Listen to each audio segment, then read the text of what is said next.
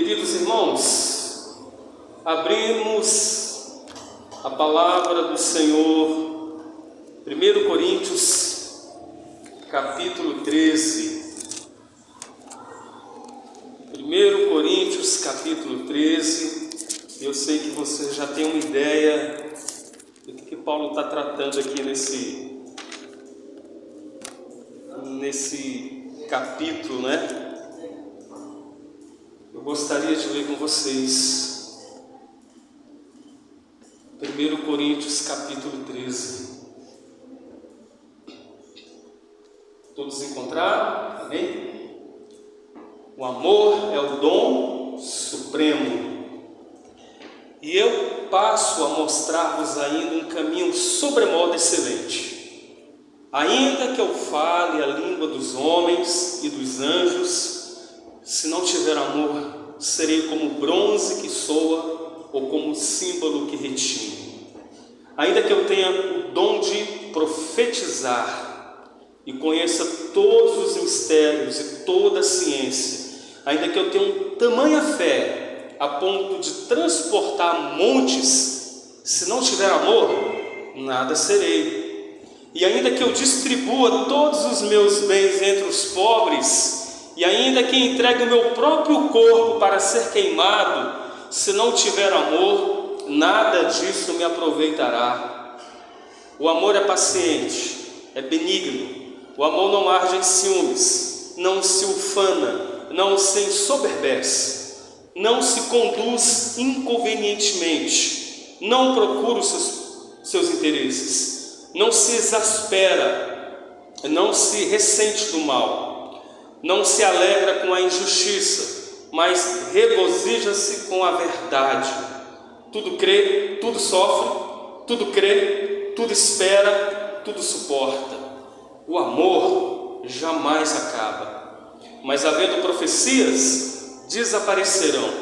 Havendo línguas, cessarão. Havendo ciência, passará. Porque em parte conhecemos e em parte profetizamos. Quando, porém, vier o que é perfeito, então o que é em parte será aniquilado. Quando eu era menino, falava como menino, sentia como menino, pensava como menino. Quando cheguei a ser homem, desisti das coisas próprias de menino. Porque agora vemos como em espelho, obscuramente, então veremos face a face. Agora conheço em parte, então conhecerei como também sou conhecido. Agora, pois, permanecem a fé, a esperança e o amor, estes três. Porém o maior destes é o amor. Amém?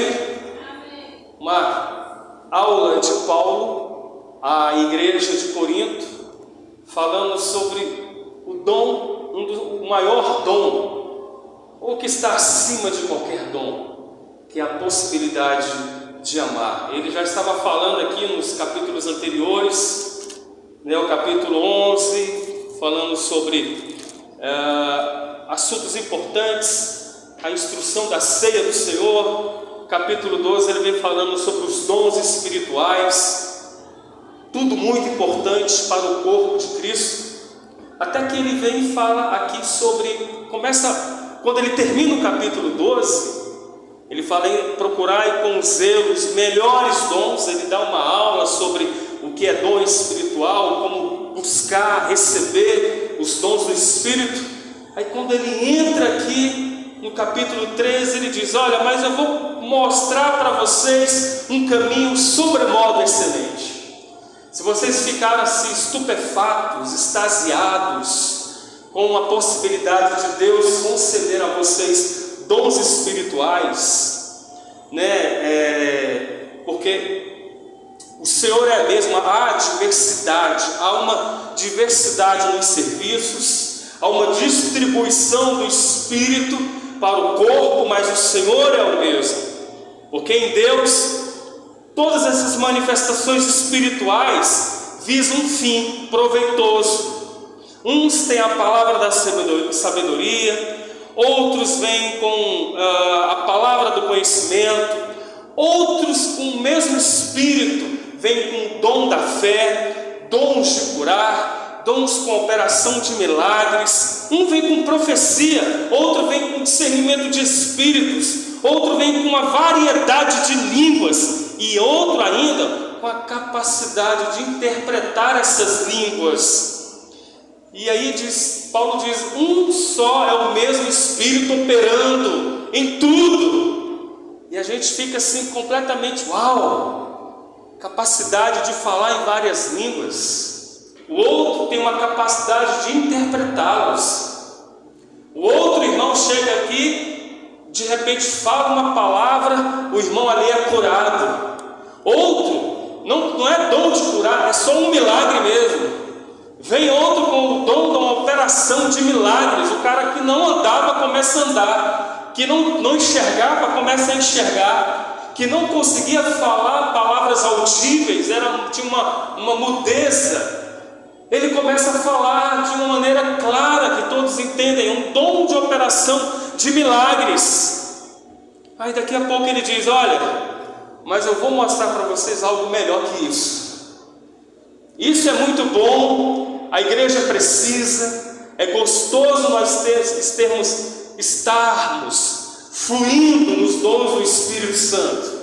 Mas eu quero falar sobre outra coisa, que é um caminho que eu vou chamar de sobremodo, um caminho sobremodo excelente. E a gente vai pensando, o que será que Paulo vem trazer para a igreja? E o assunto, o tema é o amor. O amor da igreja, aquilo que rege o corpo de Cristo.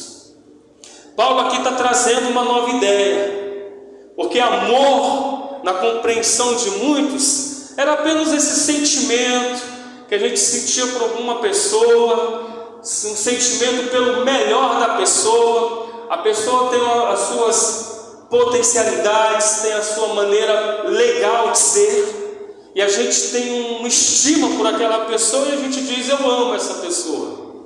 Né? Quanto melhor aquela pessoa, quanto mais elevada, quanto mais querida fosse essa pessoa em relação às mesquinharias da vida, então mais digna de amor essa pessoa seria. Mas Paulo não está falando disso. Ele está introduzindo um novo pensamento, uma nova ideia, um novo conceito, uma coisa diferente. Ele está dizendo que eu quero mostrar para vocês um caminho diferente daquilo que vocês foram ensinados. É um caminho de excelência, é um caminho que vai conceituar o amor de uma maneira nova, de uma maneira prática também na vida e na existência de vocês.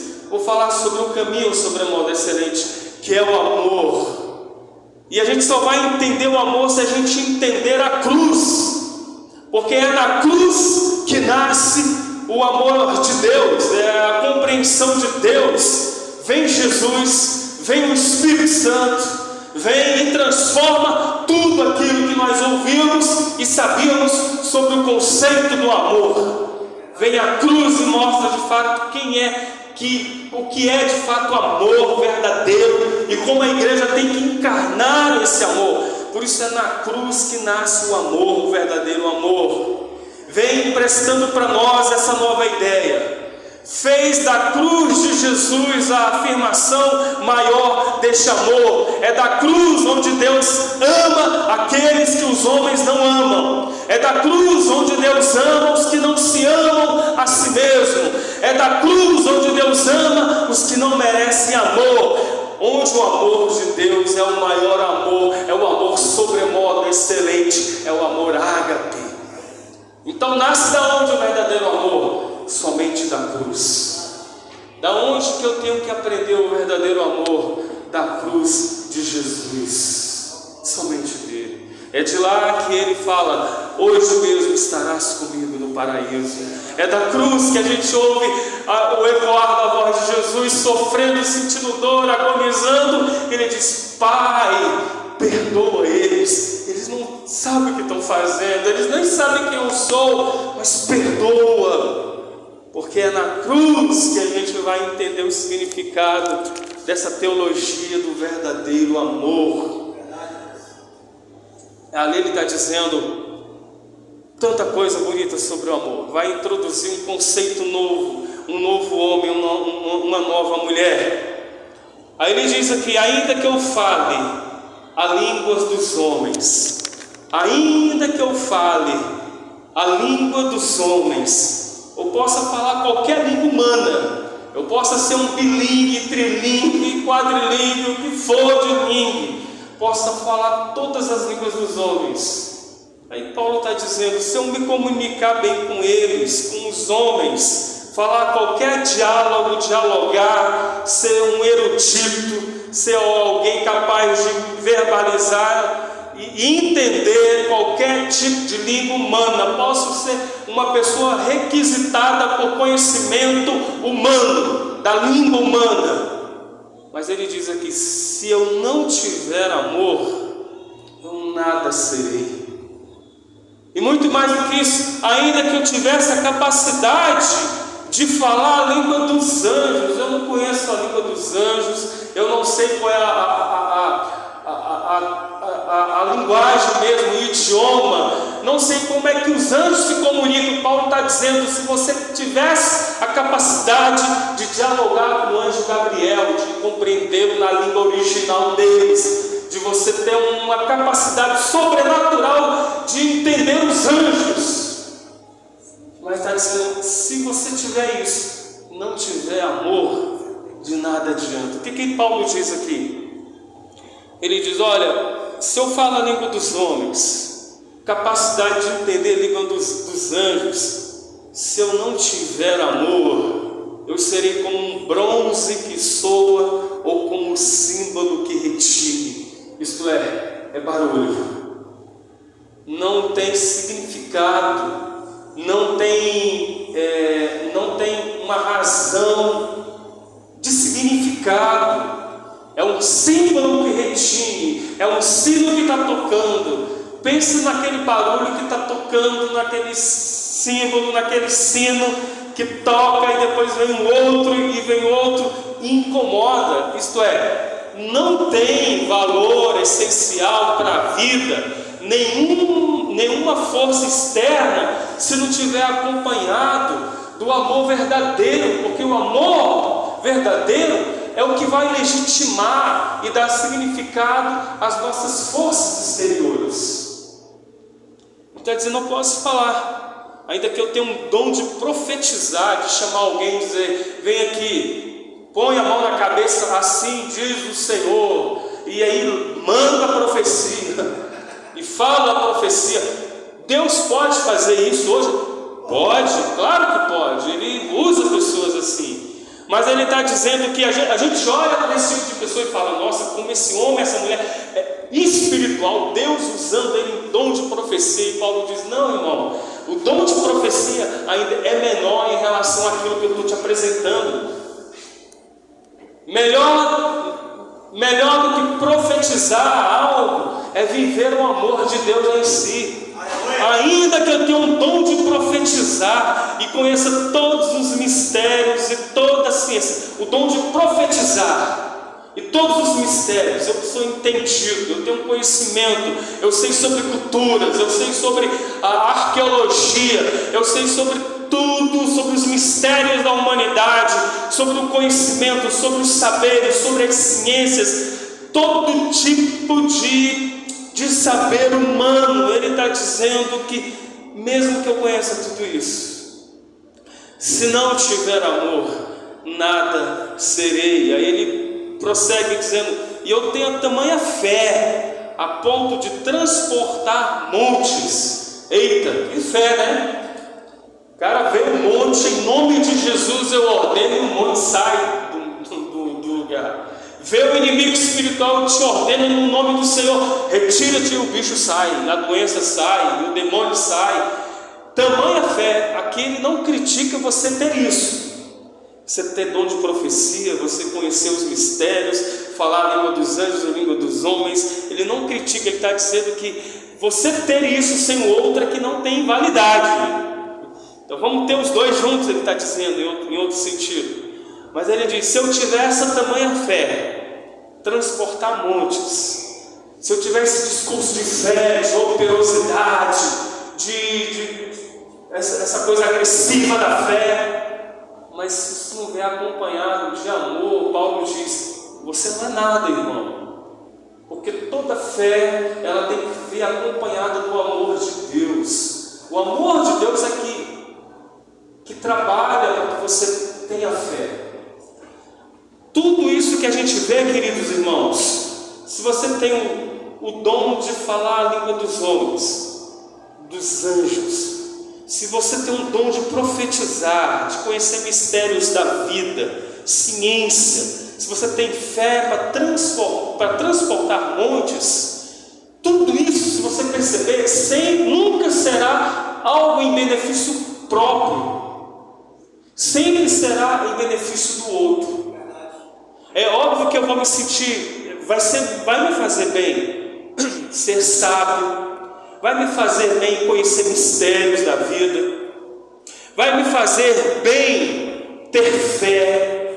Mas muito mais do que fé, ter muito mais do que ter fé, é eu saber que o amor de Deus em mim vai fazer eu praticar isso em favor do outro, em favor do próximo. O que adianta eu ter fé para transportar montes, se isso não for em direção do outro, se isso não for em direção do próximo, se isso não for em direção do meu irmão?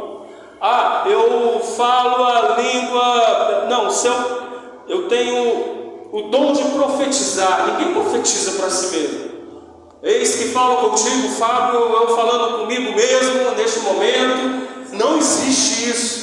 A profecia sempre vai ser direcionada para o outro.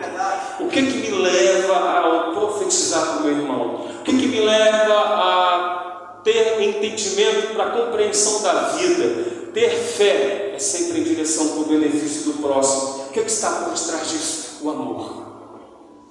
Que eu posso vir aqui fazer um show, posso vir aqui profetizar, e o que está por detrás do meu profetizar é apenas o desejo de ser reconhecido, de ser aplaudido, de ser honrado. Não o amor de Deus. Quem está aqui é o amor que me impulsiona. Aí ele continua no versículo 3: ainda que eu distribua, olha só, ainda que eu tenha a possibilidade de distribuir todos os meus bens entre os pobres, ainda que eu entregue o meu próprio corpo para ser queimado. Aí você fala: cara, que irmão corajoso, que irmão valoroso. Esse aí a gente tem que dar mesmo, colocar a mão no fogo por esse irmão. Esse que está dando corpo para ser queimado pelo irmão. Esse que tem tudo, ele pega com tudo que tem e começa a distribuir entre os pobres. Você fala: esse aí é referência. Aí Paulo diz: mas se não tiver amor, o que ele é? Não aproveita. Não é aproveitável. Porque eu posso muito bem abençoar a vida de alguém. Olha só, estou vendo alguém com fome, vou distribuir, vou compartilhar, vou dividir. Abençoo aquela vida ali. Abençoei, alimentei, o nome do Senhor foi honrado. Aí encontro uma outra pessoa que está passando fome. Aí eu vou dar para ser reconhecido, eu vou dividir para que eu seja aplaudido, eu vou compartilhar para tirar selfie, postar lá e as pessoas me verem como um super espiritual, o homem que está fazendo a obra de Deus. Faço, contribuo com a vida. O que Deus faz? Me reprova. Presta atenção. Foi a mesma ação para duas pessoas diferentes. A mesma ação para duas pessoas diferentes. Uma ação aprovada, uma outra ação reprovada. Por quê? Porque um foi feito com amor e o outro foi feito sem amor. Porque o que é válido para Deus? É distribuir, é doar, é compartilhar, mas tem que ter amor por detrás. Porque sem amor, se eu dar o meu corpo para ser queimado, coitado, vai virar um ser torrado à toa, porque Deus está dizendo: não aproveita, você tem que mergulhar no amor, compreender esse caminho sobremodo excelente, tem que saber o que é de fato a vida de Cristo, a vida de Jesus na cruz, para que você internalize, compreende o significado, a vivência do que é verdadeiramente o amor. Senão a gente vai mergulhar em muitos amores na nossa vida e a gente vai ficar frustrado. E a gente poderia falar muito sobre esses versículos, mas o versículo 4 ele vai colocando isso de uma compreensão mais prática. E esse amor, como é que ele é? A gente fala muito sobre o amor, como é que ele se verbaliza, como é que ele se pratica na nossa vida, como esse amor é visível. Ele diz aqui no versículo 4: o amor é paciente. É a primeira coisa que ele diz. O amor tem a ver com paciência. E aí quando eu me deparo com aquilo que Paulo diz aqui, eu me vejo quanto eu sou ainda inacabado quando o assunto é esse caminho sobremodo excelente. Porque geralmente eu me vejo completamente impaciente nas minhas decisões, completamente impaciente nas minhas ações, completamente impaciente no meu conduzir. Paulo está dizendo: ei filho, ei irmão, o amor é paciente. Se você não tem paciência, você precisa trabalhar a paciência no seu coração. Paciente não apenas com as circunstâncias, pacientes também com as pessoas. Você é paciente. Paciente é uma paz ciente, ou uma ciência, um ciente da paz. Você é alguém que carrega paz. Se eu carrego paz, eu sou paciente, porque eu carrego o conteúdo, o significado da paz, e aí a paciência segura as minhas funções. A impaciência me leva a quê? Aquela explosão, aquele explodir. Por isso que a gente não tem paciência para esperar o outro, por exemplo, terminar de falar. Quando uma conversa, todo mundo conversando, um está falando, antes que o outro termine de falar, eu já corto ele porque sei o que queria dizer. Eu não tenho a paciência de aguardar. E a gente pensa que é uma coisa boba, mas a gente carrega isso para a vida, para todas as esferas da vida. Paulo diz: ei, o amor, esse amor que você fala, ele é verbalizado, ele é praticável nas ações. Que ações? Paciência. Muito mais do que isso, Paulo diz: o amor é paciente, mas ele também é benigno. O amor é benigno. O que é benigno? Benignidade. A gente fala muito sobre a benignidade de Deus. Deus é benigno. O que é isso? É bondade. Você vê que todos os atributos de Deus é jogado também para as nossas costas. Deus, tu és amor, tu és paciente. Deus, enfim, e aí ele fala assim: filho, eu sou, e você é também? Você me chama de pai, você é pai. Você me chama de paciente, você também é paciente. Você me chama de bondoso, você é bondoso. Isso é praticável na nossa vida. Ele é benigno, o amor é benigno. Como igreja, a igreja precisa carregar atributos da bondade, porque Deus é bondoso para com aqueles que nos maltratam. Deus é bondoso com aqueles que maltratavam seu filho. Deus foi bondoso porque os amou, enviou o próprio filho que nos fez mal, que fez mal a Jesus e que nos fez mal. E Deus é bondoso com eles porque decidiu amá-los em Cristo Jesus. Então Deus é bondoso, Ele foi benigno. Oh Deus, retira todo o azedume do nosso coração, arranca toda a mágoa, toda a ira, todo o rancor, que os frutos do Espírito gerem em nós benignidade, porque o amor é é benigno, é paciente, mas é benigno. E ele continua: o amor é benigno, e o amor, ele não arde em ciúmes, não é isso? Não arde em ciúmes. E a gente fala: eita, o amor não arde em ciúmes. Isto é, o amor, ele não extrapola. O amor, ele não sai do controle. Não é que o amor não tem ciúmes. Tanto que o Espírito, ele tem ciúmes daqueles que são os filhos de Deus. O Espírito Santo tem ciúmes. É aquele zelo, é aquele cuidado. Isso aqui é meu, irmão. É o Espírito Santo. Aí Paulo diz assim: olha, o amor, ele não arde, ele não extrapola. O amor não perde o controle, ele não perde a sanidade, ele não arde em ciúme. Ele sabe que aquilo pertence a ele, mas ele também dá liberdade de ser e de existir para o outro, sabendo que o outro tem a sua individualidade, o outro tem o seu tempo. Não arde com ciúmes com aquilo que é palpável, material. Isso aqui pode se perder. Não posso fazer isso aqui minha vida, esse carro, esse imóvel, isso aqui que eu vejo, que eu pego.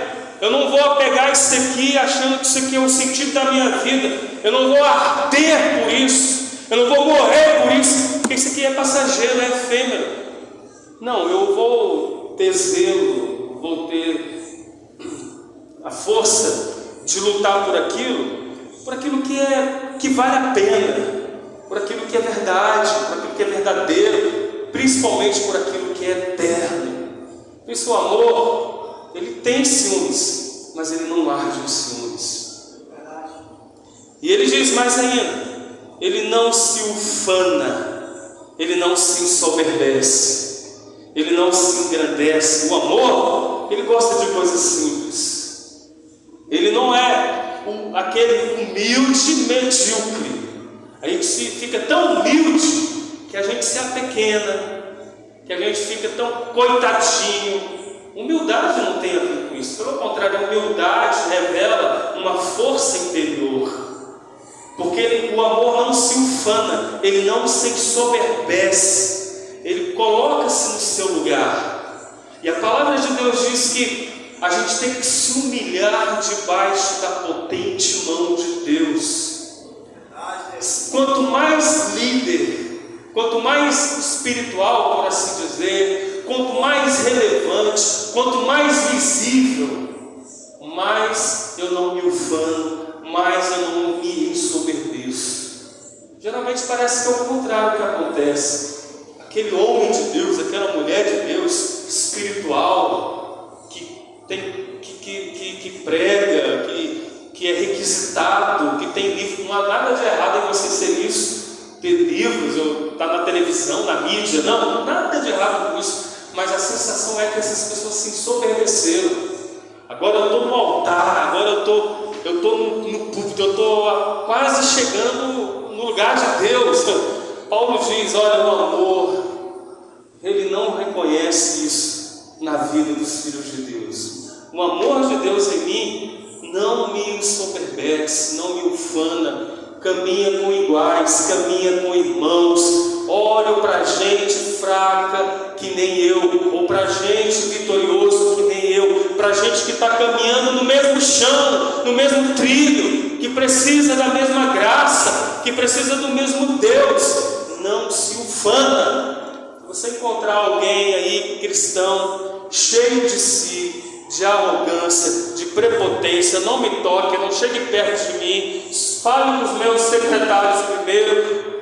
Isso é, Deus passou longe, não tem amor verdadeiro ali. E a gente está aprendendo que se não houver amor, pode ter o discurso, pode ter o dom, pode ter a ciência, diante de Deus é um símbolo que está batendo, mas só incomoda.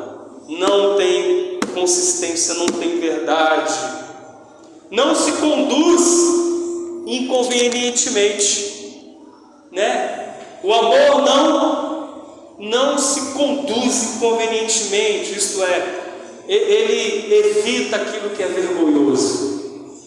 Se isso aqui é escandaloso, se isso aqui vai escandalizar o meu irmão, se isso aqui não vai contribuir para o bem dele, então ele está dizendo: não se conduz de uma maneira inconveniente, porque tantas vezes nós somos o quê? Inconvenientes.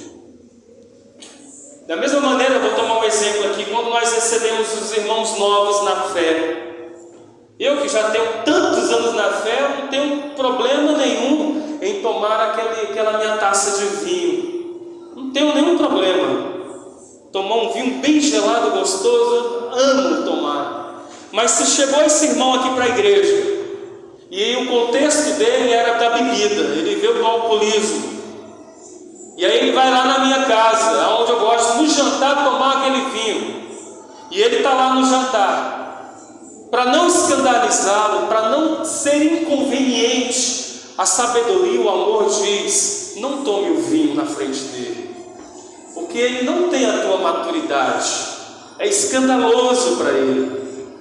Então o que Paulo está dizendo? Evita aquilo que é vergonhoso. O amor evita, ele não se conduz de uma maneira inconveniente, evita o que é indecoroso. Isso aqui vai chamar atenção, aqui não vai trazer edificação, isso aqui vai atrapalhar, isso aqui vai causar um mal-estar, isso aqui não vai contribuir para o bem, é indecoroso, é desonroso, é indecente. Então ele é inconveniente, está dizendo. O amor de Deus em nós vai impedir, não vai fazer com que você se conduza dessa maneira inconveniente. Amém? Estão compreendendo? Sim. Amém. Sim, Senhor, né? Aí o que Paulo continua dizendo? Não procura os seus próprios interesses. Isso aqui é uma aula de Paulo para o que é de fato o amor de Deus em nós, irmãos. Não se conduz, aliás, não procura os seus próprios interesses. Isso aqui é interessante, porque aqui é antítese do egoísmo. O egoísmo é para minha satisfação, para o meu bem-estar, é para o meu bel prazer. Me satisfaz? Sim, então eu quero. Satisfaz o outro? Sim, então eu não quero, porque eu quero que satisfaça a mim. Paulo diz aqui que o amor de Deus não procura os seus próprios interesses, procura os interesses do outro, o bem-estar do outro. Como é que você está, irmão? Está precisando de quê? Você precisa de oração, precisa de uma contribuição, de um pacote de arroz, precisa de enfim, o que eu posso distribuir do meu bem para te abençoar? Porque eu não procuro os meus próprios interesses. É a antítese do egoísmo. Então, adiantando aqui, eu não procuro os seus interesses, não se exaspera, ele não exagera, né?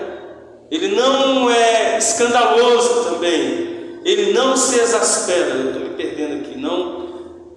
Não se exaspera, não se ressente do mal. Outra coisa também que é o amor, que é impressionante, ele não se ressente. Geralmente nós estamos ressentidos, e é comum a gente se sentir ressentido.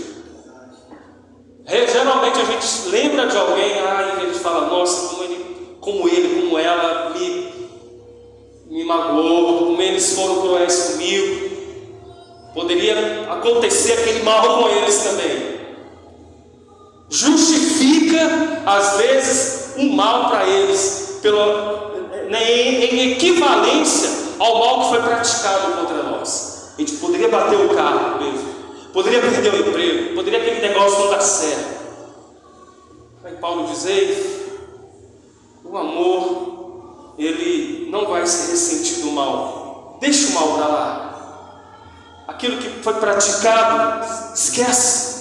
Literalmente, o amor vai fazer com que esse ressentimento ele não mais atrapalhe a tua vida.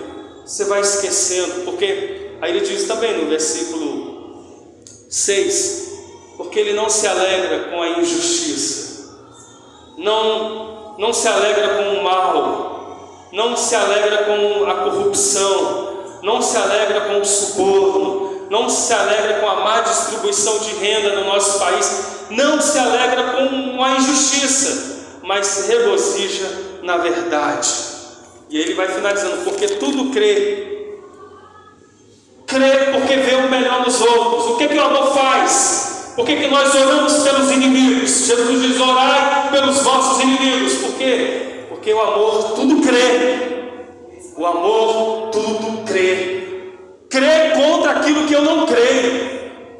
Geralmente o amor de Deus vem dizer creia, porque você não está crendo, porque vai dizer o seguinte: olha, Fábio, o amor tudo crê.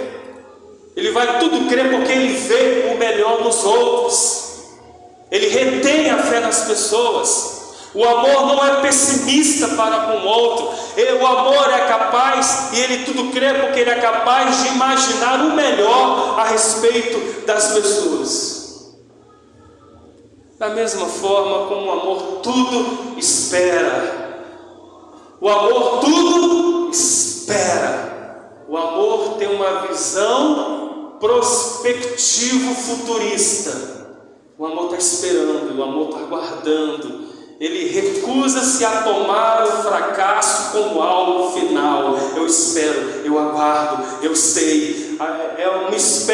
Eu espero uma vitória além, ali. Eu estou aguardando, eu estou esperando. O amor, se tudo crê, ele também tudo espera. É uma força ativa, não passiva.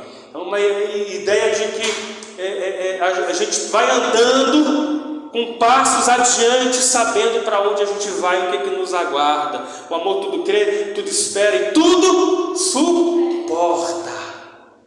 Ele tudo crê, tudo espera, tudo suporta. Isto é, não desiste. Estou suportando, Deus. Estou aguardando, estou resistindo.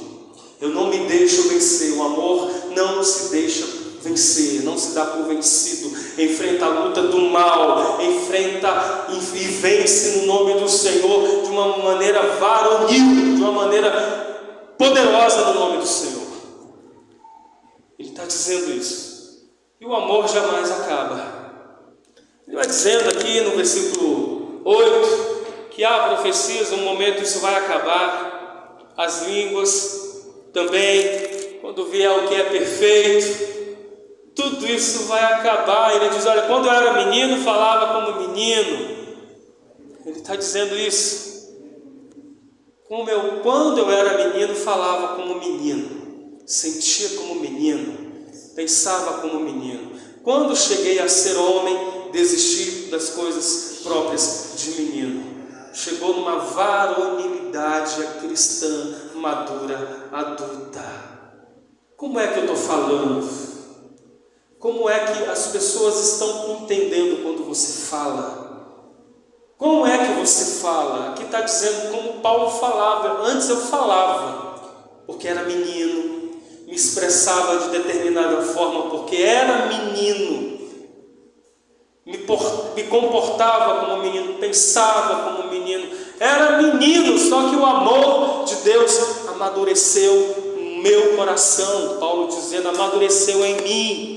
Eu deixei de ser criança, eu deixei de falar como criança, deixei de pensar como criança, do sentimento de criança. Agora eu desisti das coisas de menino, virei um adulto, virei um homem, desisti das coisas próprias de menino. Você pode ter o melhor curso, PhD, curso de teologia, pode ouvir as melhores pregações, mas se você não aprender a amar, vai ser um menino crônico. Vai ter um menino no corpo de adulto, com pensamento de menino, com a palavra de menino, com a fala de menino, com o jeito de menino, porque não cresceu. E Paulo está dizendo, um adulto, uma criança no corpo de adulto, não vai aprender a crescer, porque não aprendeu o significado do que é amar. Amar se existencializa, se verbaliza através dessas ações. E quando a gente se depara com isso, com paciência, com espera, com a capacidade de não invejar, com tudo aquilo, a gente fala, meu Deus, isso eu tenho que viver, estou tão longe disso. E Então isso tem que me catapultar para os braços de Deus e dizer: Deus, vaza essa graça, desse amor e desse caminho excelente na minha vida, para que as pessoas olhem para mim e vejam que o amor em mim não é um conteúdo teórico, mas que seja uma maneira de ser percebido pela minha vida, uma maneira que as pessoas vejam e falam: esse aí tem amor, essa aí tem amor. Porque do contrário, a gente vai ter muito conhecimento teórico, mas uma linguagem que não vai passar de uma coisa egoísta e infantil. Porque só o amor faz do homem um ser maduro. Só o amor faz da mulher uma pessoa madura. Que amor? Esse aqui de 1 Coríntios 13. Só o amor acelera o processo e o desenvolvimento e o amadurecimento na minha vida, de Deus na minha vida. E ele diz aqui por último, que a única virtude que sobrevive no céu é o amor. Eu falo em línguas, você fala em línguas, eu falo em línguas. Você crê nos dons espirituais, eu creio. Unjo com óleo se for preciso.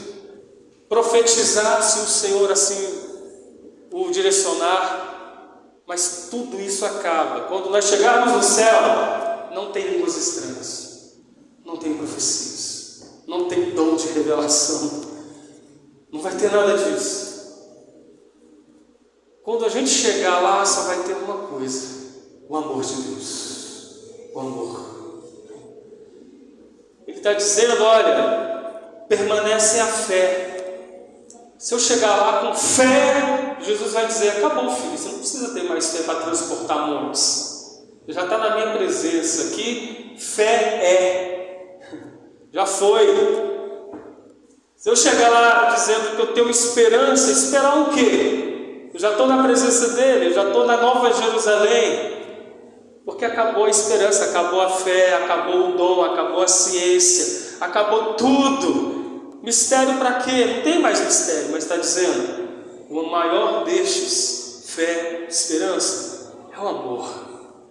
O amor fica. O amor fica para amar. O amor é aquilo que perdura para sempre.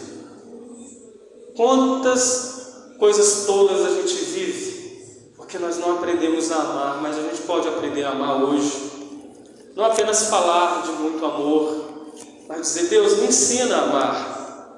Dá-me um coração que ama, dá-me um coração que grato, dá-me um coração suscetível, dá-me um coração ensinável, dá-me um coração para aprender aquilo que é verdade da tua palavra. Porque eu sei que se eu viver isso, eu vou expressar de uma maneira significativa na igreja e fora dela, no mundo, na sociedade, o verdadeiro amor. E as pessoas serão impactadas em nome de Jesus. Amém? Vamos orar, vamos ficar em pé.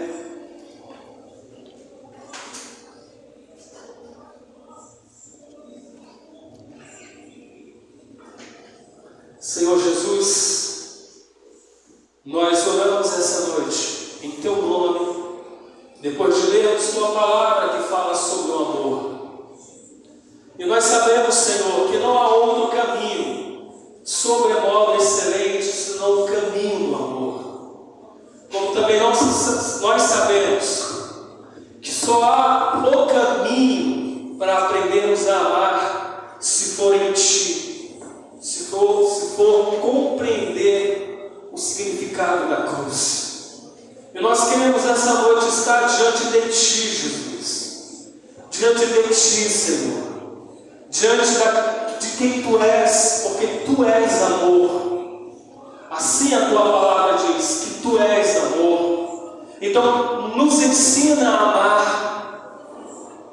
amar como homens, mulheres, filhos, como ministros da palavra, como obreiros, como mordomos, como ser humano, em nome de Jesus. Tantas coisas querem arrancar de nós, Pai, o amor que o Senhor nos ensina, o amor que a Tua Palavra nos ensina. Nós nos transformamos tantas vezes naquilo que o Senhor não nos ensinou. Estamos cheios de ódio, estamos cheios de rancor, estamos cheios, Senhor, de tudo aquilo que não presta, de amarguras. Mas eu te peço em nome de Jesus que o amor do Espírito Santo se derrame sobre os nossos corações. Estanca de nós todo o fluxo, Senhor, que não venha do Teu verdadeiro amor. Traga paz, pacificação, paciência para o nosso espírito.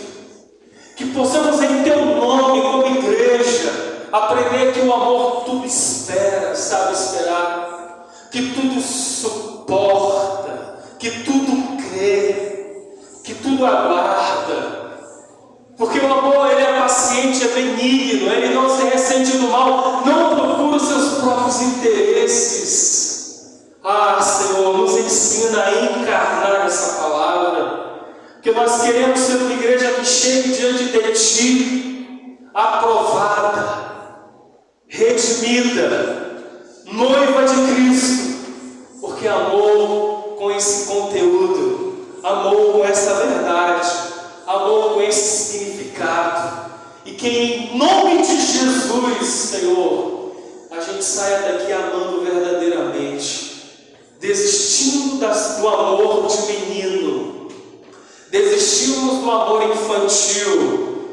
Agora nós somos gente adulta na fé, gente madura, nós crescemos e sabemos que ter fé é muito importante.